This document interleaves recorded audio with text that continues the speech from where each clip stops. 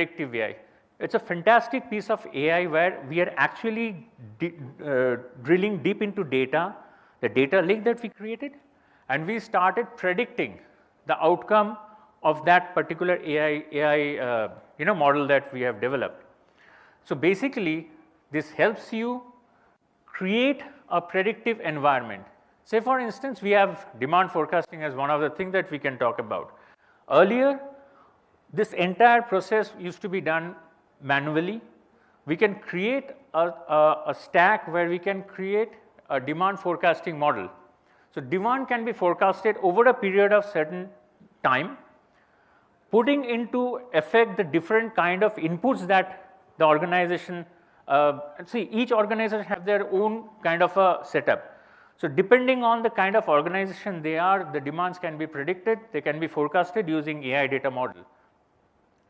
Predictive maintenance. So this is basically for the manufacturing organization. So you've got a in a production line.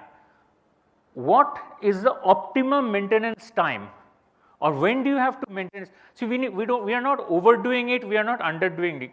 Finding out the optimum level of maintenance and optimum time of maintenance is important for us. So that predictive AI is going to help us do that complete thing. The input that we provide to that entire segment is, say for instance, there is a machine which has to be maintained.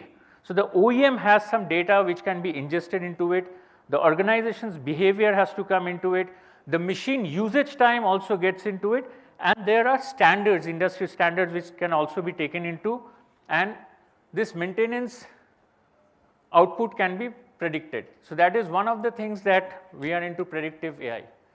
Inventory optimization, again a predictive use case of predictive AI. Inventory optimization can be used by multiple organizations across. It can be a retail organization, looking for stocking of their data. It can be a medical chain, they are multi-location organization, multi-location data, stores. So inventory optimization is one of the things that can be, that's classic example of predictive AI.